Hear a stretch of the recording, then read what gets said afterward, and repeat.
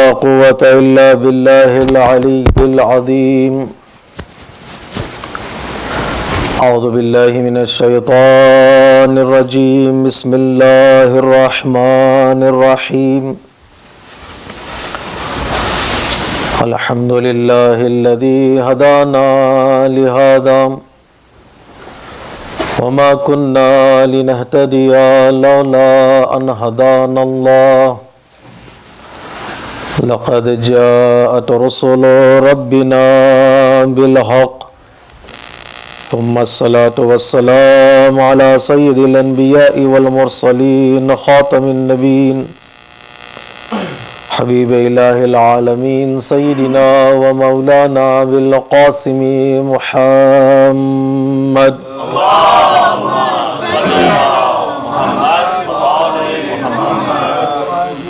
وعلى أهل بيته الطيبين الطاهرين المظلومين المعصومين الميامين.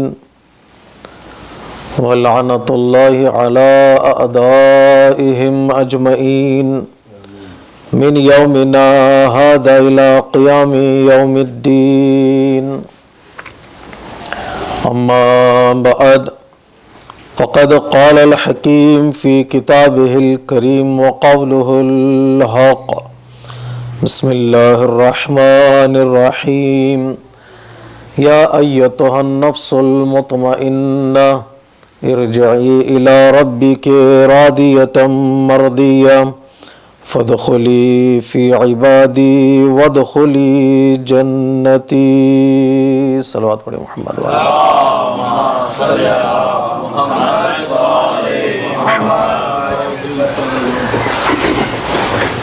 عزیزان محترم،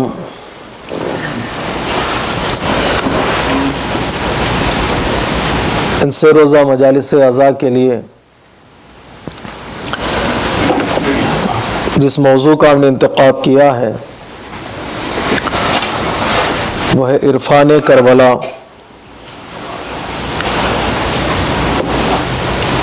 ہر زمانے میں اور ہر دور میں اس بات کی ضرورت ہے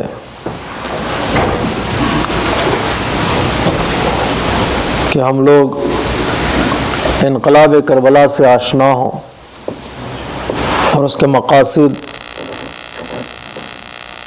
اور اس کے اسباب کو جاننے اور اس پر عمل کرنے کی کوشش کریں. انقلاب برائے انقلاب نہیں بلکہ انقلاب برائے ہدایت بشر ہے. اس لیے ہمارے علماء کرام نے مختلف عناوین کے تحت انقلاب کربلا کو بیان کرنے کی کوشش کی ہے. کبھی عرفان کربلا، کبھی کربلا شناسی، کبھی حسین شناسی، کبھی انقلاب شناسی کے نام سے. کہ تاریخ کا یہ عظیم ترین انقلاب جو وجود میں آیا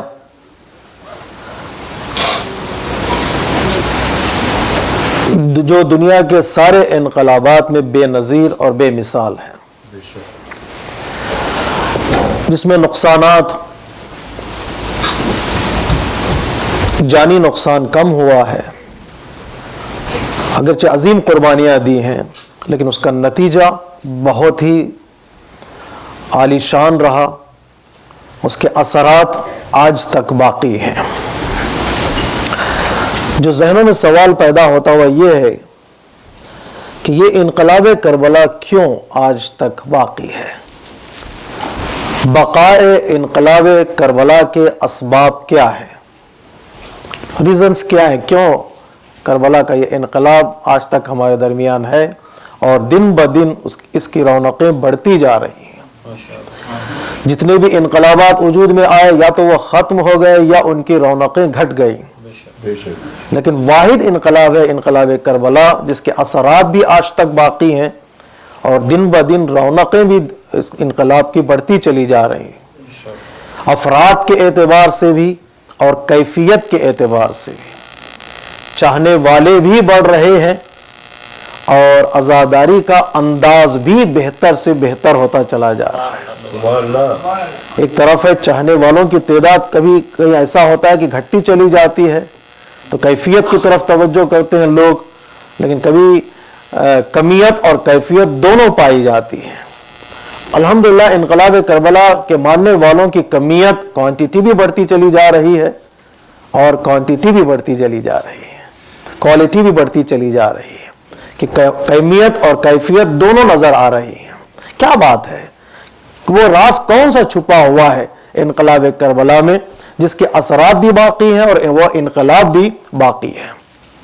تاریخ کا کوئی ایسا وقت نہیں گزرا 1400 سال 61 ہجری سے لے کر آج تک، ایسا موقع نہیں گزرا کہ جہاں پر انقلاب کربلا کا تذکرہ نہ ہو۔ میں آپ کے ذہنوں کو زیادہ ذہنوں پہ بوجھ ڈالنا نہیں چاہتا، بس سیدھے سادے الفاظ میں کہہ دوں، انقلاب کربلا کے اثرات آج تک باقی ہیں۔ کیوں ہیں؟ ہمارے علماء نے کہا ہے کہ انقلاب سے پہلے کچھ انقلاب کے اثرات تھے، ایفیکٹس تھے لوگوں پر، اور انقلاب کربلا کے بعد انقلاب کربلا کے کچھ اثرات ہوئے۔ انقلاب، بطور خلاصہ کہہ دوں، انقلاب کربلا سے پہلے انقلاب کربلا کے اثر کو حر کہتے ہیں، اور انقلاب کربلا کے بعد کربلا کے اثر کو مختار کہتے ہیں۔ انقلاب کربلا سے پہلے انقلاب کربلا کے اثر کو حر کہتے ہیں، اور انقلاب کربلا کے بعد انقلاب کربلا کے اثر کو مختار کہتے ہیں۔ یعنی تاریخ میں انسان ساز ہے یہ انقلاب، جو انسان کو یا تو حر بناتا ہے یا مختار بناتا ہے۔ اور یاد رکھیے، جو حر والا کردار ہے، جو مختار والا کردار ہے، اسے کبھی موت نہیں آتی ہے۔ صلوات پڑھیے محمد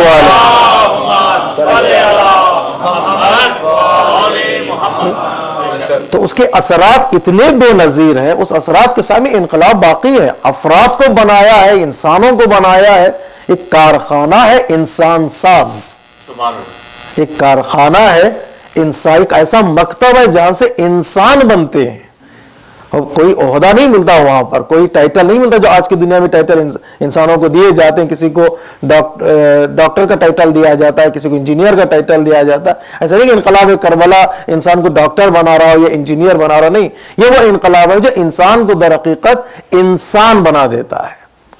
اب ساری کوششیں انسان کو انسان بنانے کے لیے ہیں، اور یہ انقلاب نے انسان کو انسان بنا دیا۔ وہی ڈاکٹر کامیاب ہے جو انسان ہو، وہی انجینئر کامیاب ہے جو انسان ہو، وہی عالم کامیاب ہے جو انسان ہو۔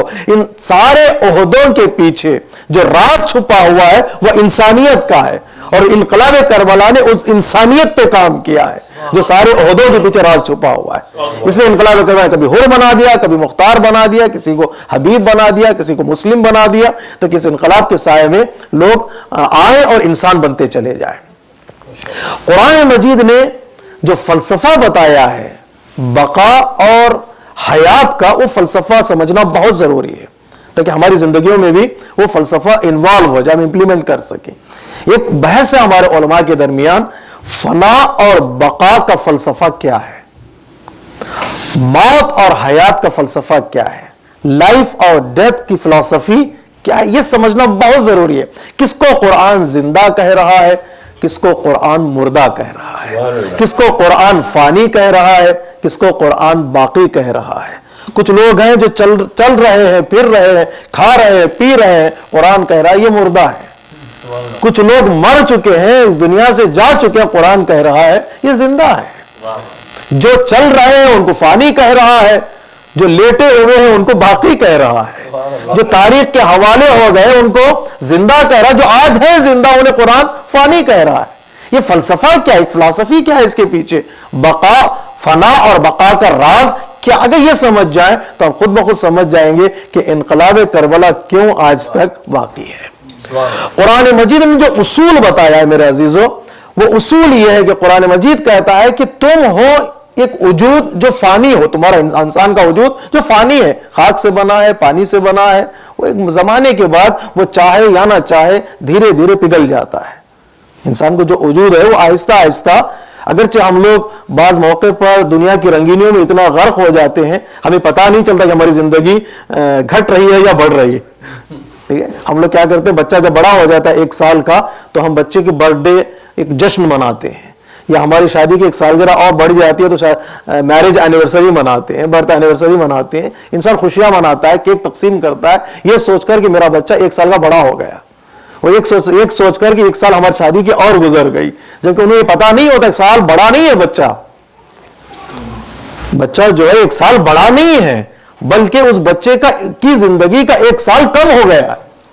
تو کم ہونے پر ہم جشن مناتے ہیں، کبھی کبھار کم ہونے پر بڑا سمجھ کر جشن مناتے ہیں۔ قرآن کہتا ہے کبھی کبھی انسان غلط راستے پر چلا جائے تو سمجھتا وہی راستہ اس کے لیے صحیح ہے۔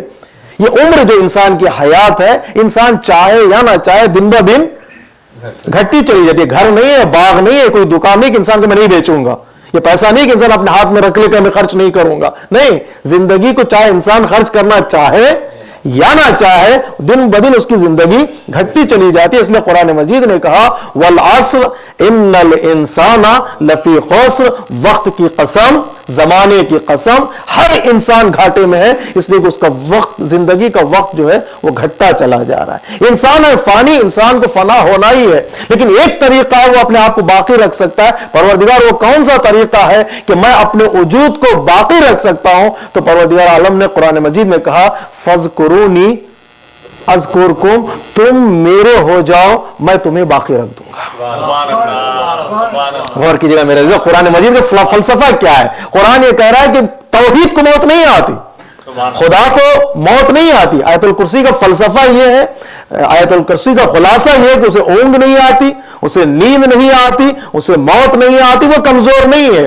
اور جو بھی انسان اپنے آپ کو توحید کے حوالے کر دیتا ہے، ذکر خدا کے حوالے کر دیتا ہے، پھر اسے موت نہیں آتی، پھر وہ فنا کے گھاٹ نہیں اتارا جاتا، یہ اترتا، اس لیے کہ وہ اس کے حوالے ہو گیا جسے موت نہیں آتی۔ قرآن کہہ رہا ہے کہ کنیکٹڈ ہو جاؤ ایک ایسی ذات سے جس ذات کو موت نہیں آتی۔ پروردگار اور کون ہے؟ اللہ تبارک و تعالی کا فَاذْكُرُونِي اذکرکم، تم میرا تذکرہ کرو، میرا نام لو، میرے پیغام کے سائے میں آ جاؤ، میں تمہیں زندگی دے دوں گا، تم قطرہ ہو۔ بچے بھی سمجھ جائیں، یہ قطرہ ایک ڈراپ جو ہوتا ہے پانی کا، اگر وہ ساحل پر گر جائے تو سورج اسے سکھا دیتا ہے، سن لائٹ جو اسے بہت جلدی سکھا دیتا ہے، قطرہ اگر ساحل پہ گر جائے، لیکن وہی پانی کا قطرہ سمندر میں گرے تو کیا ہو جاتا ہے قطرہ، دونوں جگہ جو گر رہا ہے وہ قطرہ ہے، اگر ساحل پر گرے تو سوکھ جاتا ہے، سمندر میں گرے تو سمندر بن جاتا ہے۔ خدا قرآن کا فلسفہ یہ کہ تمہارا وجود ہے قطرہ، اگر تم دنیا کے ساحل کے حوالے کرو گے تو سوکھ جاؤ گے، توحید کے سمندر میں ڈال دو، جب تک توحید رہے گی تمہارا تذکرہ بھی باقی رہے گا۔ صلوات پڑھیے محمد و آل محمد۔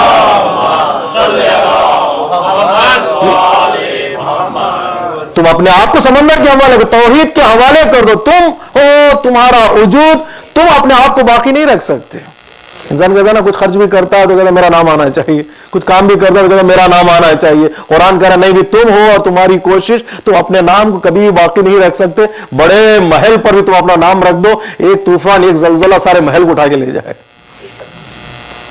بڑے اس جگہ پہ بھی آپ اپنا نام لکھ دو، یہ تو میرا محل ہے، میرا بنگلو ہے، اس میں نام لکھ دو، ایک طوفان ایک زلزلہ ایک جھٹکا ایک ٹورناڈو آپ کے گھر کو اٹھا کے لے جائے گا، آپ کا گھر بھی گیا، آپ کا نام بھی گیا، آپ کا بنایا ہوا مرکز بھی گیا، آپ کا نام بھی چاہے۔ قرآن کہتا نہیں اس طرح تم اپنے نام کو باقی نہیں رکھ سکتے، میرے اپنے نام کو میرے نام سے جوڑ دو، اب میں چاہوں گا تمہارے نام کو باقی رکھوں گا۔ فرق یہ ہے کہ تم اپنی لمیٹڈ زندگی میں میرے نام کو زندہ رکھو، میں اپنے ان لمیٹڈ قدرت کا استعمال کر کے تمہارے نام کو زندہ رکھوں۔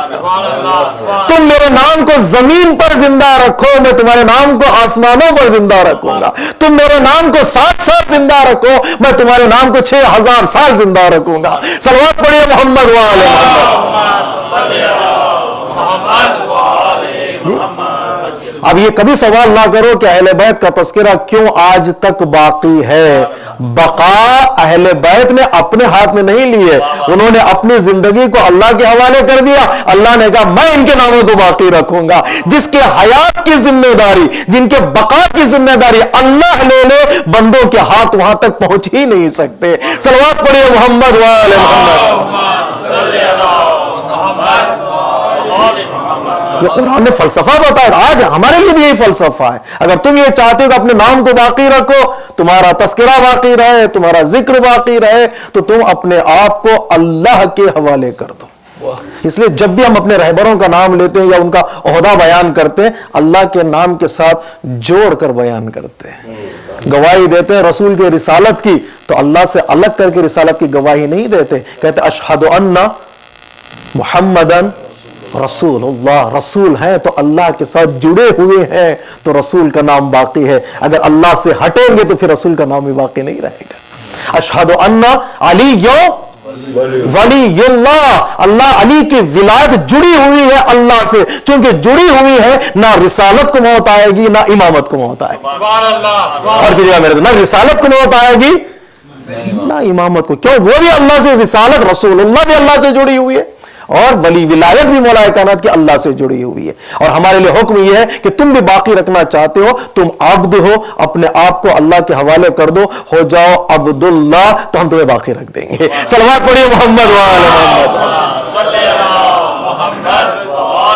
محمد. حقیقت ہے نہیں, تم ہو جاؤ اللہ کے بندے, تم ہو جاؤ اللہ کی بندگی کے سائے میں آ جاؤ, تم بھی باقی رہ جاؤ گے. قرآن مجید نے بتایا فَاذْكُرُونِي أَذْكُرْكُمْ, تم اپنی طاقت کا استعمال کر کے میرا تذکرہ کرو, میں اپنی قدرت کا استعمال کر کے تمہارا تذکرہ کروں گا. اس لیے پیغمبر اسلام نے کہا علی, جب میں معراج پر جا رہا تھا, ہر مقام پر میں نے میرے نام کے ساتھ تمہارے نام کو جوڑا دیکھا. میں بیت المقدس پہنچا تو بیت المقدس کی بنیاد پر لکھا ہوا تھا جہاں محمد ہے وہاں علی ہے. عرش چہرم پر پہنچا تو سدرۃ المنتہا میں نے آپ کے نام کو میرے نام کے ساتھ جو لکھا دیکھا. میں عرش پر پہنچا تو عرش کے 4 پایوں پر میں نے آپ کے تمہارے نام کو میرے نام کے ساتھ لکھا پایا. میں جنت کے دروازے پر میں نے دیکھا کہ تمہارے نام کو میں نے میرے نام کے ساتھ جوڑا پایا. اس کے بعد جو پیغمبر اسلام نے فرمایا وہ جملہ بڑا اہم ہے کہ اے علی, تمہیں زمین والوں سے زیادہ آسمان والے پہچانتے ہیں.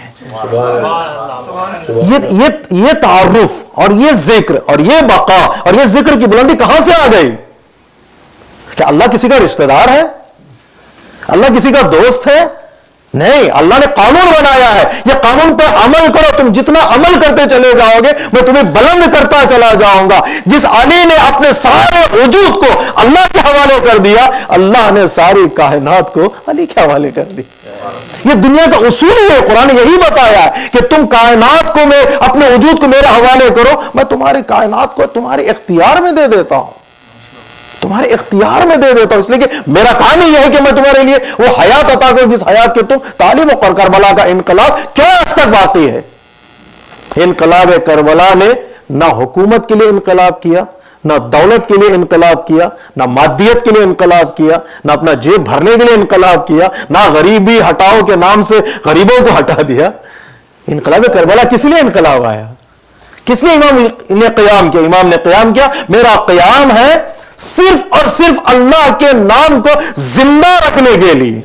امام حسین نے اپنی ساری قوت اس میں لگا دی, تو پروردگار عالم نے کہا اے حسین, اب میں ساری کائنات کو تیرے نام کے زندہ رکھنے میں لگا دوں. تم نے اپنا لشکر افراد کا لشکر مجھ پر قربان کر دیا, میں کائنات کے ذرے ذرے کو تیرا لشکر بنا دوں گا. تم نے 72 کو قربان کیا, میں ساری کائنات کو تیرے لیے کر دوں گا. اب ساری کائنات تیری تابع ہوگی, اس لیے کہ میں وعدہ کر چکا ہوں کہ جو میرے ذکر کے لیے کوشش کرے گا میں اس کے لیے کوشش کروں گا. یہ خوبصورت جملہ ہے. اگر عرفانی جملہ آپ پسند کرتے ہیں, بچوں سے معافی چاہتا ہوں, تھوڑا بہت گفتگو ہماری ٹیکنیکل ہو رہی ہے چونکہ مجمع بھی کم ہے, تھوڑا ہم گفتگو کریں تو ایک نتیجے سے پہنچیں تاکہ ہم ایک نتیجہ ہاتھ آ سکے کہ کیوں انقلاب کربلا باقی ہے. میدان عرفہ میں امام حسین علیہ السلام نے ایک دعا پڑھی جس کا نام ہے دعا عرفہ. ہم سب کو یاد ہے 9 ذی الحجہ کو یہ دعا پڑھی جاتی ہے زیر آسمان. یہ امام حسین علیہ السلام نے دعا پڑھی. اس دعا کا ایک خوبصورت جملہ ہے, وہ جملہ یہ کہ اے پروردگار, جس نے تجھے پایا اس نے کیا کھویا, اور جس نے تجھے کھو دیا اس نے کیا پایا. ساری دنیا پانے کے بعد اگر خدا نہ رہے اس کے پاس کچھ بھی نہیں ہے. ساری دنیا کھونے کے بعد اگر اللہ اس کے پاس ہے, اس کا مطلب ہے سب کچھ اس کے پاس. سب یہ دعائے عرفہ میں امام حسین ایسا تو جملہ فرمایا. آیت جواد احمدی کہتے ہیں مفسر قرآن کہ عرفہ کے میدان میں جب لوگ طواف کر رہے تھے خانہ کعبہ کا حج کی نیت سے, اس وقت امام حسین علیہ السلام تو پروردگار عالم کی آواز آئی, قرآن کی زبان سے، قرآن کی ایک زبان ہوتی ہے، قرآن اپنے آیتیں جو ہے قرآن کی ایک زبان ہے، لہجہ ہے. آج میں ہم قرآن پڑھیں گے تو ایسا لگتا ہے کہ گویا قرآن ہم سے باتیں کر رہا ہے. یا ایھا الذین آمنوا اقیموا الصلاۃ، اے صاحبان ایمان نماز پڑھو. اور ایسا لگتا ہے میں صاحب ایمان ہوں تو قرآن مجھ سے باتیں کر رہا ہے. وہ ایمان کی جگہ پر اپنا نام رکھ دیجیے، اے محمد نماز پڑھ، اے حسن نماز پڑھ. گویا ایسا لگتا ہے کہ قرآن ہر صاحب ایمان سے گفتگو کر رہا ہے. گفتگو کی قرآن نے امام حسین علیہ السلام نے روز عرفہ امام حسین علیہ السلام سے خدا نے پوچھا، وہ انسانوں سے قرآن نے پوچھا یا خدا نے پوچھا کہ میرے دین کا کون ہے جو اب میرا دین خطرے میں ہے. یا ایھا الذین آمنوا استجیبوا للہ وللرسول اذا دعاکم، اے صاحبان ایمان جب اللہ اور اس کا رسول تمہیں بلائے اسے لبیک کہو. تو اللہ کی آواز آئی، قرآن کی آواز آئی. قرآن کا کون ہے، دین کا کون ہے جو دین کی حفاظت کرنے والا. لوگ اپنے اپنی عبادتوں میں لگے ہوئے ہیں، چکر لگا رہے ہیں خانہ کعبہ کا، دین کو چھوڑ کر حج کا طواف. میرے دین کا کون ہے؟ اس وقت امام حسین علیہ السلام نے کہا پروردگار میں ہوں، میں حج کو عمرے میں بدل دوں گا. لوگ آتے رہے میں جانے لگوں گا، لوگ طواف کرتے رہے میں دین بچانے کے لیے نکلوں گا. یہ حج بچاتے رہے میں دین بچاتا رہوں گا. بس مجلس کا محاصل آپ کے ہاتھ میں. یہ حج بچاتے رہے میں دین بچانے نکلوں گا. ان کو پتا نہیں ہے دین بچے گا تو حج بچے گا. یہ دین بچے گا تو حج بچے گا. دین حج جزء دین ہے، کل دین نہیں ہے. میں دین بچاؤں گا تو ان کا حج بچے گا. اللہ اکبر. حسین نے ہر حاجی، ہر نمازی، ہر روزے دار پر احسان کر دیا دین بچا کر. پروردگار میں خدا کی آواز ہے، میرے دین کا کون ہے؟ حسین نے کہا میں. روز عاشور امام حسین علیہ السلام نے اپنا سب کچھ قربان کر کے بارگاہ پروردگار میں سجدہ کر کے کہا پروردگار میں نے سب کچھ قربان کر دیا، میرا کون ہے؟ آواز قدرت آئی میں. آپ عرفانی جملے پہ پہنچ گئے کہ نہیں پہنچے؟ روز عرفہ خدا نے پوچھا میرے دین کا کون ہے؟ حسین نے کہا میں. روز عاشور حسین نے قربان کر کے کہا پروردگار میرا کون ہے؟ آواز قدرت آئی میں. جس ذات کا جس انقلاب کا خدا ہو جاتا ہے اس انقلاب کو کوئی نقصان نہیں پہنچا سکتا.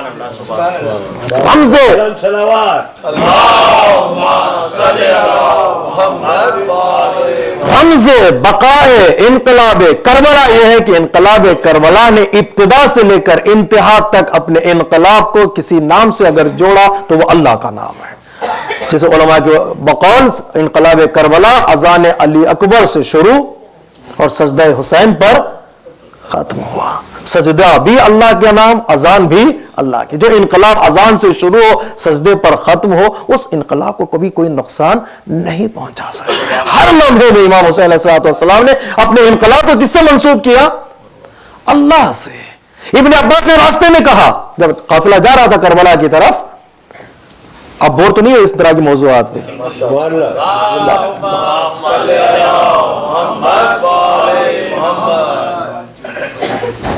راستے میں جب جا رہے تھے قافلہ تو ابن عباس نے پوچھا مولا کہاں جا رہے ہیں؟ میں اپنی زبان میں گیا حدیثوں کا ترجمہ کر رہا ہوں تاکہ آسانی سے آپ تک پہنچ سکے. مولا کہاں جا رہے ہیں؟ امام نے فرمایا عراق، کربلا کی طرف جا رہے ہیں ہم، کوفے کی طرف.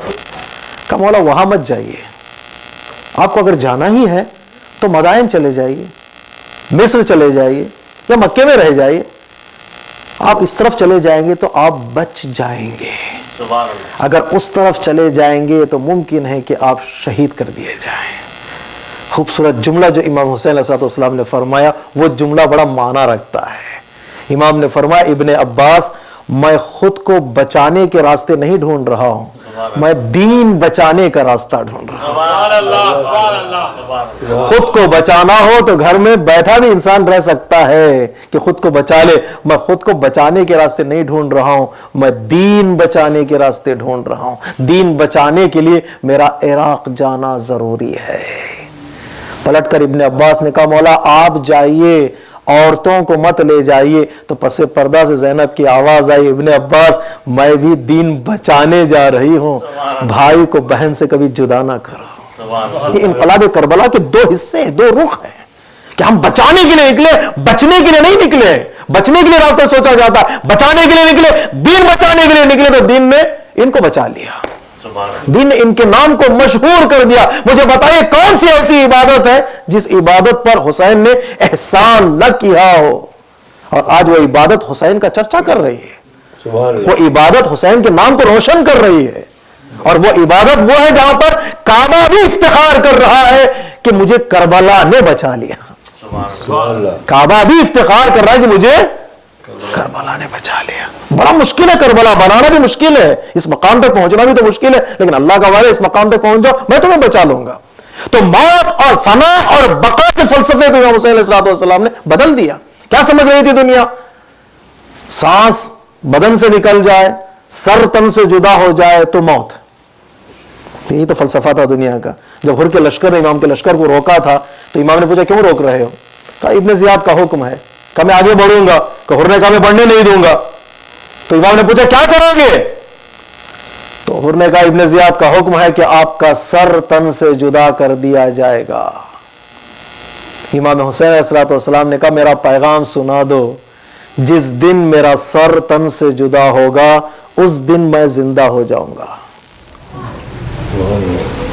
میں آہستہ پڑھ رہا ہوں, اس کا مطلب نہیں کہ آپ بھی اسی طرح سے سنیں. میں بات کو پہنچانے جا رہا ہوں. بلند ترین سلوات پڑھے محمد والے.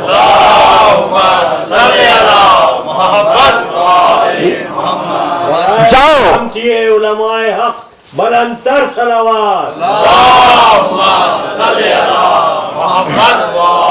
جا کہہ دے ابن زیاد سے جس دن میرا سر تن سے جدا ہوگا اس دن میں زندہ ہو جاؤں گا. تمہاری ساری طاقت یہ ہے کہ سر کو تن سے جدا کر دو, جہاں تم تھک جاؤ گے وہاں سے میرا سفر شروع ہوگا. جہاں تم تھک جاؤ گے وہاں سے میرا سفر شروع ہوگا. تم میرے سر کو تن سے جدا کر کے جشن منانے میں مصروف ہوگے کہ ہم جیت گئے, وہاں سے حسین کا سفر شروع ہوگا. ہاتھ تمہارا ہوگا, نیزہ تمہارا ہوگا, اس پر سر پکڑے ہوئے تمہارا سپاہی ہوگا. میں قرآن کی تلاوت کرتا جاؤں گا, میں بول رہا ہوں گا اور تم چپ رہے ہوگے. جو بول رہا ہوتا ہے اسے زندہ کہتے ہیں, جو چپ ہو جاتا ہے اسے مردہ. صلوات پڑھیے محمد وعلی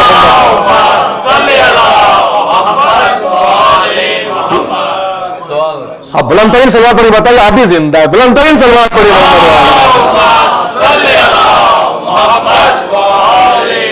معاملے کا تمہارا ہاتھ تمہارا, نیزہ تمہارا, سر پکڑے ہوئے تمہارا سپاہی ہوگا. قرآن کی آیتوں کی تلاوت میں کروں گا, حیات کی دلیل میں دوں گا اور تمہارے سروں پر مردنی چھائی ہوگی. فلسفہ دنیا سمجھے سانس کا نکل جانا یعنی موت. حسین نے کہا نہیں, عزت کا نکل جانا یعنی موت. بڑا فرق ہے فلسفے. تم کہہ رہے تھے سر کا جدا ہو جانا, نہیں, امام نے کہا دین سے ہٹ جانا یعنی موت. سر کا قلم ہونا موت نہیں ہے, دین سے ہٹ جانا, عزت نکل جانے کا نام ہے موت. تو میں قرآن کی تلاوت کروں گا, میں بولتا رہوں گا, تم چپ رہو گے, اور جہاں چپکی چھا جاتی ہے وہ موت ہے. موت سے ڈر کر حسین بھاگے نہیں. اصحاب حسین نے تلاش نہیں کی موت سے بھاگ جائے, نہیں, موت کو سینے سے لگایا. نہیں, اللہ جوش ملی آبادی کی بقول موت کو بھی ڈرا دیا کربلا وہاں. موت کو بھی ڈرا دیا.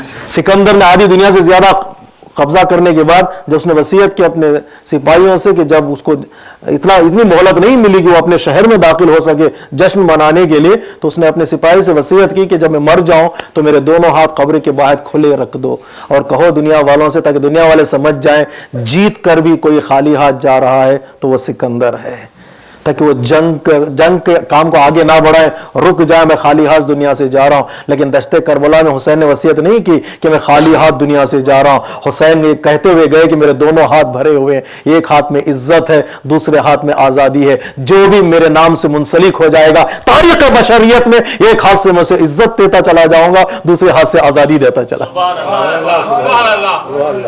ایک ہاتھ سے عزت دوں گا, ایک ہاتھ سے آزادی. اس لیے کہتے ہیں کربلا کے تبرک دو طرح کے, ایک تبرک جو یہاں پر بٹتا ہے मजलिस के बाद, और एक तबर्रुक है जो मजलिस के दरमियान बढ़ता है। जो मजलिस के बाद तबर्रुक बढ़ता है वो एक किस्म का तबर्रुक है, जो मजलिस के अंदर बढ़ता है वो दूसरे किस्म का तबर्रुक है। वो मादी तबर्रुक है, ये मानवी तबर्रुक है। उससे जिस्म परवान चढ़ता है, इससे रूह परवान चढ़ती है।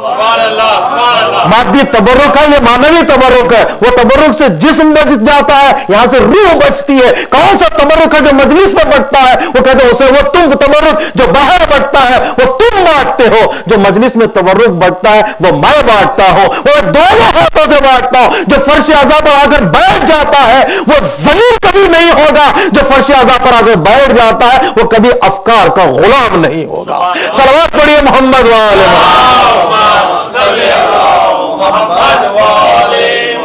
मैं क्या करूं, गुफ्तगू उस तरफ चली गई है तो मुझे करना ही है। तो जो आ जाता फर्श पर उसे मैं कभी जलील होने नहीं दूंगा। इसलिए कहा जाता कभी आजादार हुसैन जलील नहीं होता, और जो आज हम उसे आजाद बना दूंगा, किसी के फिक्रों का गुलाम नहीं होगा, वो दीन के साए में जिंदगी गुजारेगा। उस हुसैन ने आजादी दी है। आजादी किस एतबार से? ना कि हमारे हाथों में जंजीरें हैं, पैरों में बेड़ियां, नहीं, वो आजादी नहीं। वो आजादी तो कहीं भी मिल सकती है। वो आजादी जो जंजीरों में होने के बावजूद भी किसी के गुलाम ना हो, सर ना झुके जालिम के सामने, सर न झुके किसी सितमगर के सामने, सर उठे और बुलंद हो, बुलंद हो। यह हुसैनियत का तबर्रुक है जो मजलिस में बढ़ता। हुसैन ने कहा मैं जिंदा हूं, और सारी कौम मर गई। इसलिए आयत नासिर मकारिम शिराजी मुफस्सिर कुरान जो तफसीर नमूना की किताब इन्होंने लिखी है, वो तकरीर में कहते रहे एक जुमला जो हमने नोट किया, वही कि जब वो कहते हैं जब भी मजलिस में आना तो कभी ये सोच कर ना आना कि मैं जिंदा हूं, मुर्दे की मजलिस में जा रहा हूं, बल्कि ये सोच कर आना कि दुनिया की रंगीनियों में मैं मर चुका हूं, मैं मुर्दा हूं, हयात लेने के लिए किसी जिंदा की मजलिस में जा रहा हूं। बाबा से बुलंद नारे सलवात।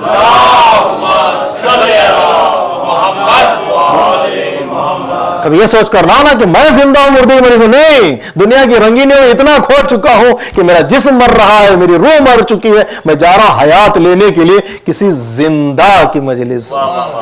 इसलिए कि वो ऐसा जिंदा न तना खुद जिंदा हो गया, उसने तो सारी कायनात को हयात दे दी। मैं क्या करूं, मैं इसमें हयात फलसफे को देखिए हुसैन ने कैसे बदल दिया, मौत को डरा दिया। हजरत कासिम ने कहा अहला मिनल असल, ये तो शहर से ज्यादा शेरी है। उसी वक्त भाग गई मौत। जब 13 साल के बच्चे ने कहा, इमाम हुसैन ने पूछा था बेटा तुम्हारी नजर में मौत कैसी है, तो हजरत कासिम ने कहा ये मौत क्या चीज है, ये तो खिलौना है, ये तो शहद से ज्यादा शीरी है। उसी वक्त मौत भाग गई। लेकिन असर आशूर के बाद मौत को कहीं नजर ही नहीं है। इस इनकलाब करबला से मौत कनेक्टेड ही नहीं है। दहा दिया हुसैन की करबला से मौत दूर है। इसीलिए न तन्हा करबला वाले एक जमाने तक करबला की जियारत करने वाले अपने हाथ कटा कर करबला पर जाते रहे, उन्हें घबराहट ही नहीं थी। इसलिए उन्हें यकीन था, उन्हें पता था कि यहां चले जाने के बाद फिर मौत का नामो निशान नहीं रहेगा, मौत का नामो निशान नहीं रहेगा। इसलिए जोश मलिया आबादी ने कहा करबला सर से कफन बांध के जब आती है। ये करबला जाओ तो क्या लेकर आओ, करबला मरकज तिजारत नहीं है, करबला मरकज इश्क है। वो एक तिजारत का सेंटर नहीं है, बिजनेस का सेंटर। कौन सा कपड़ा ले आओ तो मेरे बच्चे खुश हो जाएंगे, नहीं। करबला तिजारत के सेंटर तो दुनिया में बहुत सारे मिल जाएंगे। करबला मरकज इश्क है। सीरिया जाओ तो चादर ले आओ, करबला जाओ तो कफन ले आओ।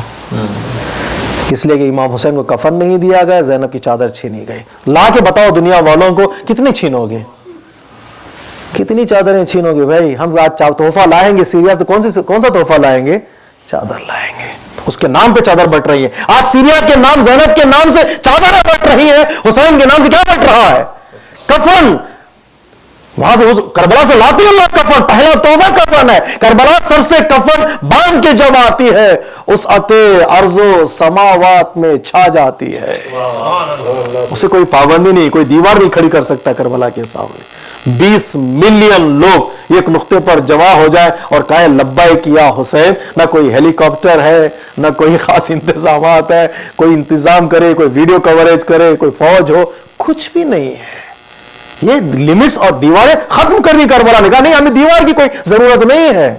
करबला सर से कफन बांध के जब आती है, तुंद अनफास उस अते अर्ज़ो समावात पे छा जाती है, तुंद अनफास को फौला से बरमाती है, तबर व तीर को खातिर में नहीं लाती है। वाह वाह वाह। वो गोलियां चल रही हैं, वो तीर चल रहे हैं, करबला में इससे कोई परेशानी ही नहीं है साहब। तबर व तीर को नए खातिर में नहीं लाती है, चढ़ के नेज़े पे दो आलम को हिला देती है। करबला मौत को दीवाना बना देती है। सलवात पढ़िए मोहम्मद वाले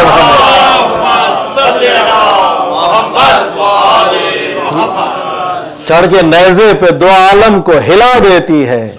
करबला मौत को दीवाना बना देती है।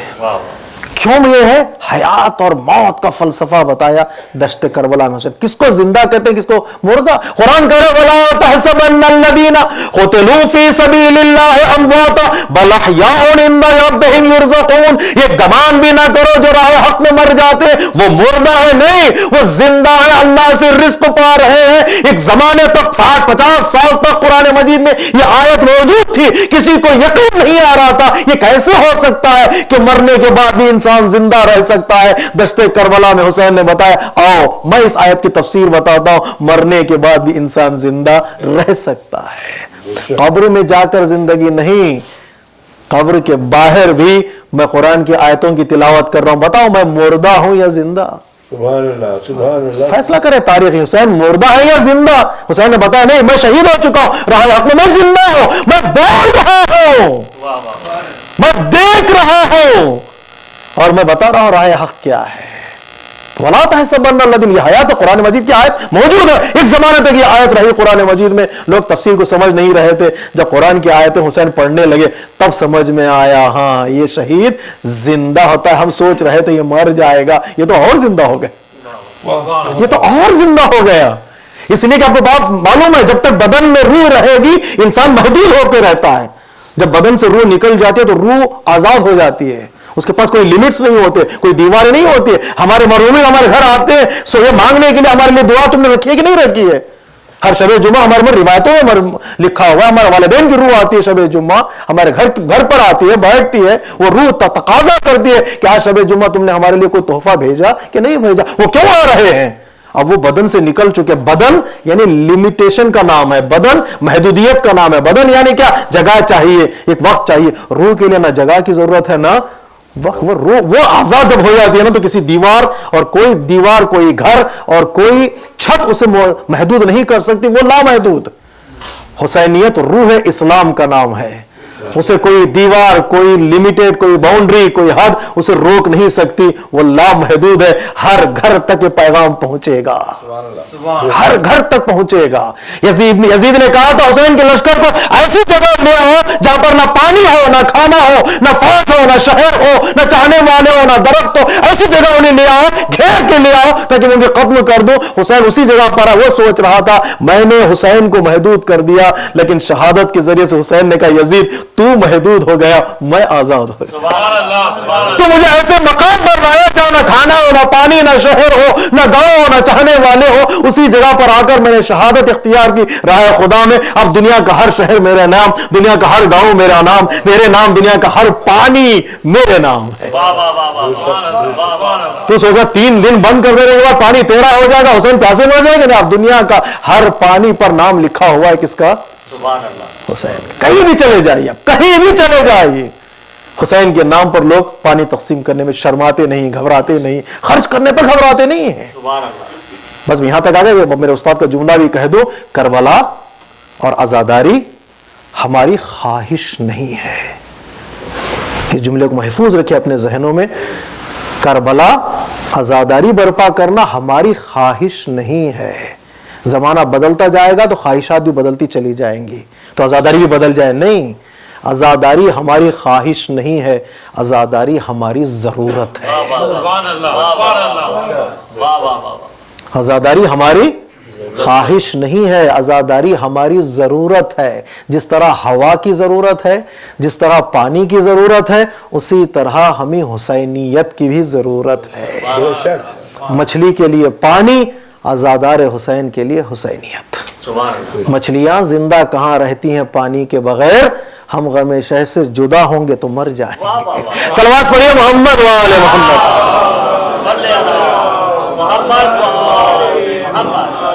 हम गमे शह से जुदा होंगे तो یہ ہماری ضرورت ہے. ضرورت پر انسان سوچتا نہیں کتنا خرچ کروں, ضرورت ہے تو ضرورت ہے. ضرورت پہ انسان نہیں سوچتا کہ میں کتنا خرچ کروں, ضرورت پہ انسان کو خرچ کرنا ہی پڑتا ہے. وہاں پرسنٹیج میں نہیں ہے, ضرورت میں 20% یا 10% نہیں, بھی ضرورت میں پرسنٹیج نہیں ہوتا, بچت میں پرسنٹیج ہوتا ہے, ضرورت میں پرسنٹیج نہیں ہوتا. سبحان اللہ سبحان اللہ. میں مقابلہ اور دونوں کے درمیان کبھی بھی عبادتوں میں ٹکراؤ میں کا قائل نہیں ہوں کہ بچت میں انسان پرسنٹیج اور کتنے پرسنٹ نکالوں, لیکن ضرورت پر پرسنٹیج نہیں ہوتا. جتنی تمہاری ضرورت ہے وہاں پرسنٹیج کا سوال پیدا نہیں ہوتا ہے. حسینیت ہماری ضرورت ہے, اس لیے کہ ہماری حیات ہے, ہماری زندگی ہے, ہمارا سانس لینا ہے, اور یہ وہ مرکز ہے جہاں سے امام حسین نے نہ تنہا خود زندہ ہو گئے, ہر صاحب ایمان جو اس سے کنیکٹڈ ہو گیا وہ بھی زندہ ہو گیا, بے شک وہ بھی زندہ ہو گیا. یقین نہیں آتا. دیکھو اصحاب حسین, یہ کون ہے اصحاب حسین؟ کوئی فقیر تھے جو جمع ہو گئے تھے کربلا میں؟ نادار تھے تو جمع ہو گئے؟ نہیں. کچھ لینے کے لیے آئے تھے؟ صاحب حیثیت لوگ. حبیب ابن مزاح اپنے قبیلے کے سردار تھے, اور ابن زیاد رہائی اپنے قبیلے کا سردار, 1000 سے زیادہ اس کے سپاہی اس کے اندر کام کرنے, تو کمانڈر ان چیف تھا. مسلم بن اوسجہ اپنے قبیلے کے سردار تھے, برائر اپنے قبیلے کے سردار تھے. سردار پیسہ بھی ان کے پاس تھا, مقام بھی ان کے پاس تھا, شہرت بھی ان کے پاس تھی, دولت بھی ان کے پاس تھی, شہر بھی ان کے پاس تھا, گاؤں بھی ان کے پاس تھا. پھر کیوں کربلا میں آ گئے؟ کیا چیز ان کے پاس نہیں تھی؟ یہ سب چیز ہو, زندگی نہ ہو, بیکار ہے. بے شک. آپ کے پاس جاب بھی ہو, دولت بھی ہو, گھر بھی ہو, گاڑی بھی, سب کچھ ہو, لیکن حیات نہ ہو, لے کے کیا کریں گے؟ یہ زندگی اگر محدود ہے, یہ چیزیں کیا کام آئیں گی؟ حبیب ابن مزاح کے پاس سب کچھ, تلاوت قرآن, نماز شب, دولت, شہرت, مقام, قبیلہ, سرداری, سب کچھ موجود تھا. اگر کوئی چیز نہیں تھی تو حیات نہیں تھی. وہ کربلا آ گئے کہ حیات لینے کے لیے. جب حیات کے ساتھ جڑے رہیں گے, اب دولت بھی کام آئے گی, شہرت بھی کام آئے گی, حفظ قرآن بھی کام, تلاوت قرآن بھی. اب دنیا حبیب کو اچھائیوں کے ساتھ بھی یاد کر رہی ہے. نماز کا تذکرہ آیا تو حبیب یاد آ گئے, روزے کا تذکرہ آیا تو حبیب یاد آ گئے, شہرت بھی ہے, دولت بھی, سب کچھ حبیب ہوتے اور ان کی کیپیسٹی تو کبھی بھی ختم ہو گئے ہوتے. حسین سے جن کر انہوں نے نہ تنہا کربلا کی مدد کی, خود زندہ ہو گئے. نہ تنہا, بس عزیزوں میں آ رہا ہوں اپنی منزل کی طرف. آج کی مجلس کا پیغام لے گئے اس طالب علم سے, نہ تنہا اصحاب حسین زندہ ہو گئے بلکہ وہ سلام کے قابل ہو گئے. زندگی اور ہے, قابل سلام ہونا اور ہے. صلوات پڑھیے محمد وعلى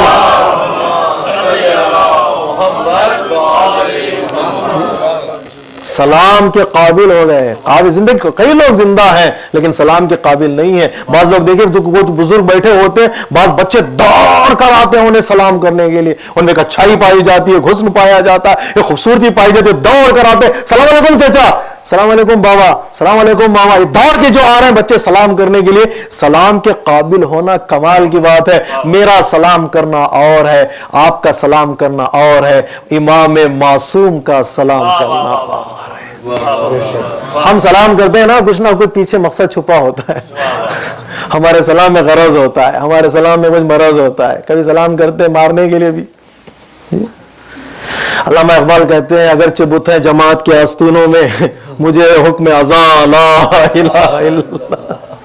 بڑا خوبصورت شعر ہے, بڑا خوبصورت شعر ہے. اگرچہ بت ہیں جماعت کے آستینوں میں, مجھے حکم اذان لا الہ الا اللہ. لیکن کبھی کبھی ہمارا سلام مطلبی سلام ہوتا ہے. کوئی جاب چاہیے, السلام علیکم ورحمۃ اللہ وبرکاتہ, کچھ کھینچنا ہوتا ہے تو ڈبل سلام, ٹرپل سلام. لیکن امام جب سلام کرتا ہے وہاں کوئی مطلب غرض نہیں, وہ فضیلت کو دیکھ کر سلام کرتا ہے. کہا السلام علیکہ یا حر ابن یزید رہائی, اے حر تجھ پر امام معصوم کا سلام. امام میں سلام کے قابل کیسے بن گئے؟ پروردگار عالم نے قرآن مجید میں انبیاء پر سلام کیا ہے. ہمارے اماموں نے اصحاب پر سلام کیا, وہ انبیاء پر سلام کیا. انبیاء نے راہ خدا میں اپنی جان قربان کی تو پروردگار نے ان کو قابل سلام بنا دیا. یا صاحب حسین نے امامت پر جان قربان کی, اسے اماموں نے سلام کے قابل بنا دیا, سلاموں کے قابل بنا دیا. قابل سلام ہونا ایک بہت بڑا معیار ہے. السلام علیکم یا انصار دین اللہ. ایک ہے محبت, محب ہونا. بس پتہ نہیں کتنے بجے میں بیٹھا تھا ممبر پہ, زیادہ 1 گھنٹے سے زیادہ نہ ہو جائے. اس لیے کہ میں اتنا وقت کا خیال کرتا ہوں تاکہ پھر کل آپ لوگ آ سکیں. تو اب یہ زیادہ وقت لے لو گا. مولانا نے کل ہی تو پڑھ لیا تھا 1.5 گھنٹہ, تو آج کے 45 منٹ ہو گئے, کل کے 45 منٹ آج چھٹی. کہیں ایسا نہ ہو جائے. بسم اللہ. ایک ہے محبت اور ایک ہے محب ہونا, ایک ہے شیعہ ہونا, ایک ہے ناصر ہونا. محب اسے کہتے ہیں جس کے دل میں محبت ہو, زبان پہ اظہار سے گھبرائے. شیعہ اسے کہتے ہیں جس کے دل میں محبت ہو, زبان سے اظہار بھی کرے. ناصر اسے کہتے ہیں جس کے دل میں محبت ہو, زبان سے اظہار بھی کرے. جب وقت آ جائے تو جان بھی قربان کر دے. ہم زیارت میں یہ سلام نہیں کر رہے ہیں کہ آئے محبان اہل بیت آپ پر سلام, نہیں. آئے شیعیان اہل بیت آپ پر سلام, نہیں. اس لیے کہ جب ضرورت پڑی دین کو قربانی کی, ان اصحاب نے اپنی جانوں کو قربان بھی کر دیا, تو ہم کہتے ہیں السلام علیکم یا انصار دین اللہ. اے دین کی نصرت کرنے والوں, تم پر ہمارا سلام. اے رسول کی نصرت کرنے والا, تم پر ہمارا سلام. مالک اشتر نے, مالک اشتر کون ہے, محب علی یا ناصر علی؟ تلوار انہوں نے بلند کی معاویہ کے خیموں کو کاٹنے کی, تنابوں کو کاٹنے کے لیے. ابھی چند لمحے بچے تھے, مولا کائنات نے کہا مالک اشتر واپس آ جاؤ, واپس. ہم ہوتے تو کہتے مولا just 2 minutes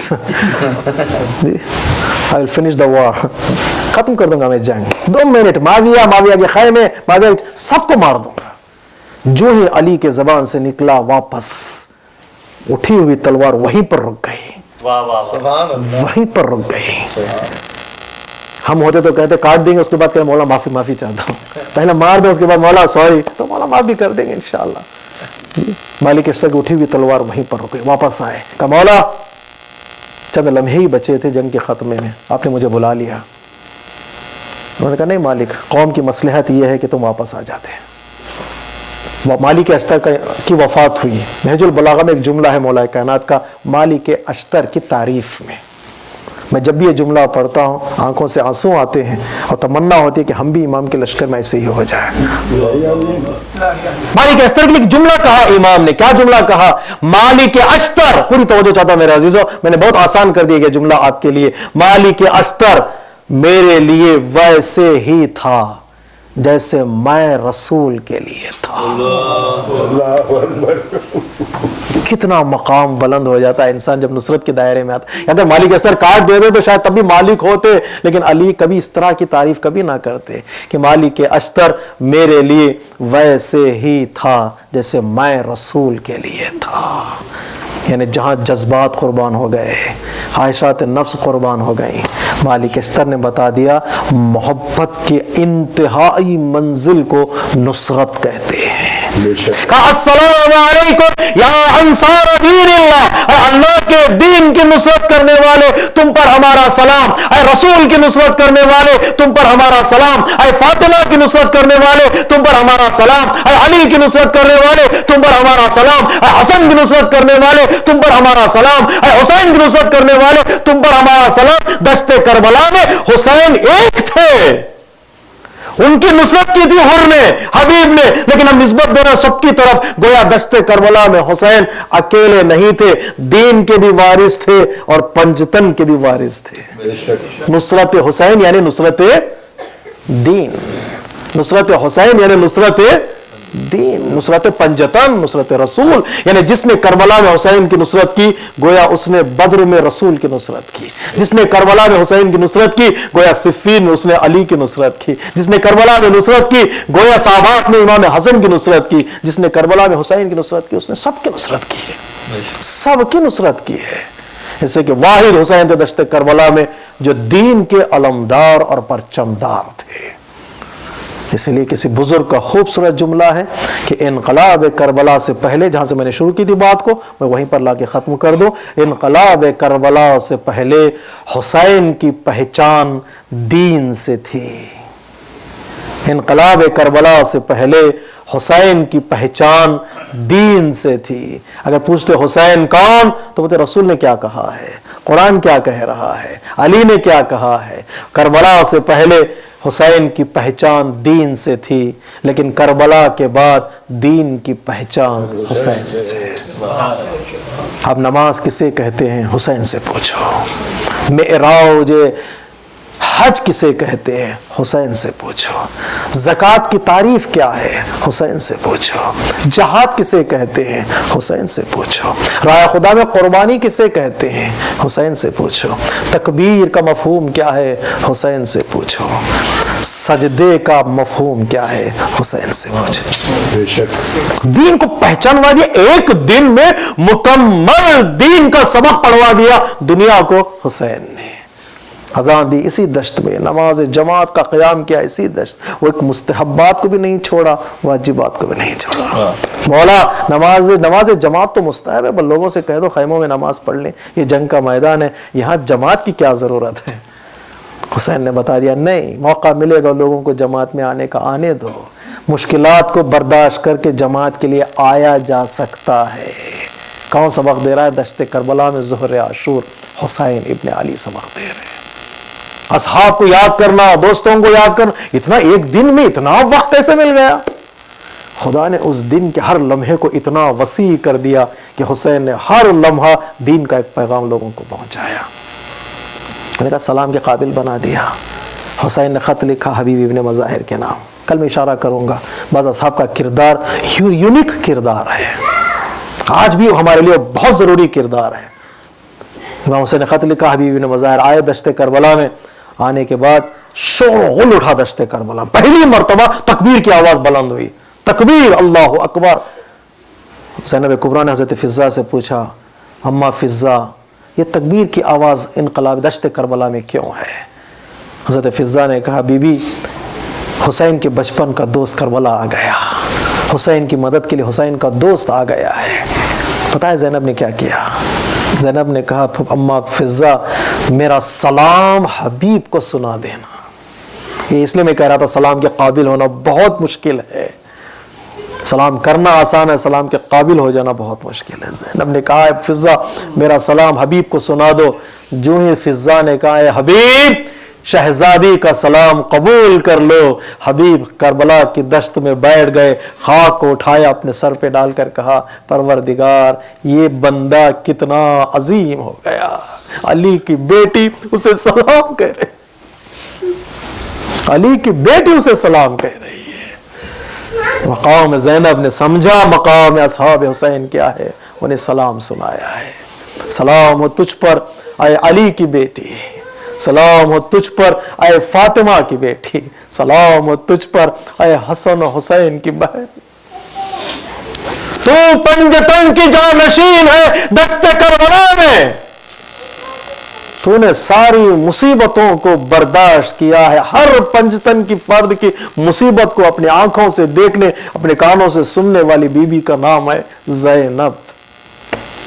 ایک لفظ میں اگر میں سارے مصائب کو بیان کروں، یہ جو لفظ میں کہہ سکتا ہوں، شورائے کرام کی نظر ہے کہ فاطمہ اگر ام الائمہ ہے، اماموں کی ماں ہے، تو ام المصائب ہے زینب، یعنی مصیبتوں کی ماں، جس نے ساری مصیبتوں کو دیکھا۔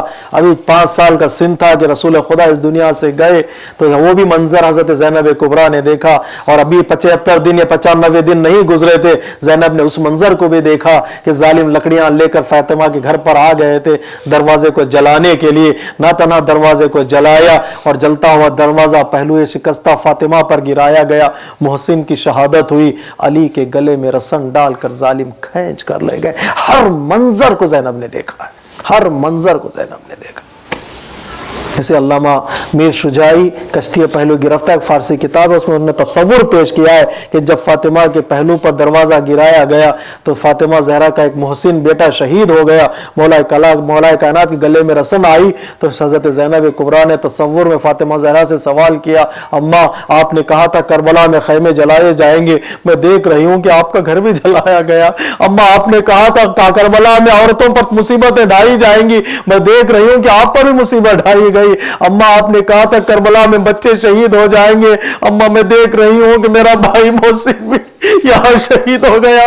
اماں آپ نے کہا تھا کربلا میں رسن گلے میں ڈالی جائے گی, میں دیکھ رہی ہوں کہ بابا کے گلے میں رسن ہے. اماں آپ نے کہا تھا کوئی بچوں کا دشت کربلا میں پرسان حال نہ ہوگا. اماں میں دیکھ رہی ہوں ہمارا بھی کوئی پوچھنے والا نہیں ہے. اماں کربلا اور مدینے میں کیا فرق ہے؟ تو شہزادی نے جواب دیا, بیٹی یہ ساری مصیبتیں جو کربلا میں اوج پر ہوں گی اس کی ابتدا مدینے سے ہی سے ہوگی. یہاں بھی گھر جلا وہاں بھی جلیں گے, یہاں ایک جلا ہے وہاں کئی خیمے جلیں گے. یہاں بھی بچے شہید ہوئے وہاں بھی ہوں گے. فرق یہ یہاں ایک بچہ شہید ہوا وہاں کئی بچے شہید ہوں گے. یہاں بھی آگ لگے گی وہاں بھی آگ لگے گی. یہاں ایک کے گلے میں رسن ہے وہاں ہر بیوی کے بازوؤں میں رسن باندھی جائے گی. ارے در در پھرایا جائے گا. لیکن زینب ایک مصیبت ہے جو تجھ سے مخصوص ہے, تو ام المصائب ہے. اے زینب میں معصومہ ہوں, جب اتنا کہوں گی کہ میں بد دعا کے لیے بال کھول دوں گی تو مدینے کی دیواریں بلند ہو جائیں گی. لیکن بیٹی زینب ظالم تیرے سر سے چادر چھینیں گے. ارے کربلا سے کوفے سے شام, ارے وہ شام کا بازار ہوگا, نامحرموں کا نرغہ ہوگا. ارے وہ یزید کا دربار, 700 کرسی نشی, علی کی بیٹیاں بے مخنا چادر. اسی لیے جب منال نے پوچھا مولا کب تک روئیے گا مولا, آپ تو یہی کہا کرتے ہیں کہ شہادت ہماری میراث ہے, شہادت ہمارے لیے کرامت ہے, مولا کب تک روئیے گا. ایک مرتبہ مولا سجاد نے فرمایا, ہے منال تو نے انصاف نہیں کیا. ارے یعقوب کا ایک بیٹا دور ہوا تھا, پتا تھا زندہ ہے, جدائی میں اتنا روئے کہ آنکھیں سفید ہو گئی. ارے میرے 12 بھائی فاطمہ کا بڑا گھر دشت کربلا میں ارے ذبح کر دیا گیا. اے منال تو نے سچ کہا کہ شہادت ہمارے لیے میراث ہے, میں بھی جان قربان کرنے کے لیے تیار ہوں. لیکن منال اتنا بتا دو, کیا ماں بہنوں کا بے مخنا چادر شام کے بازار میں جانا بھی ہماری میراث ہے؟ ارے جس کی ماں کا جنازہ ارے رات کی تاریکی میں اٹھا, ارے اس کی بیٹیاں شام کے بازار میں ننگے سر ہے. ارے وہ 72 گھنٹے بازار کے گزرنے میں لگ گئے. ارے روایت یہ کہتی ہے بازار میں داخل ہونے سے پہلے زینب کے سر کے بال سیاہ تھے, لیکن جب بازار ختم ہوا ارے زینب کے سر کے بال سفید ہو گئے. کتنی مصیبت بازار میں آئی کوئی بیان نہیں کر سکتا. بازار نے سر کے بالوں کو سفید کر دیا, زندان شام نے اس کی دھوپ نے چہرے کا رنگ ختم کر دیا. جب مدینہ پہنچی زینب کبریٰ ارے سہنے خانہ میں بیٹھ گئی. عبداللہ تشریف لائے اور کہا ضعیفہ ابھی زینب گھر نہیں آئی ہے, تھوڑی دیر بعد آ جانا. مڑ کے زینب نے عبداللہ کو دیکھا, کہا عبداللہ کیا تم نے بھی مجھے نہیں پہچانا؟ ارے میں زینب ہوں, حسین عباس کی میں زینب. ارے وہ زینب کربلا.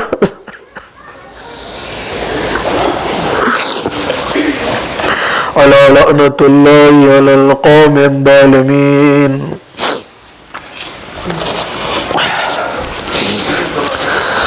سيعلم الذين ظلموا أي منقلب ينقلبون. السلام عليك يا أبا عبد الله وعلى الأرواح التي حلت بفنائك.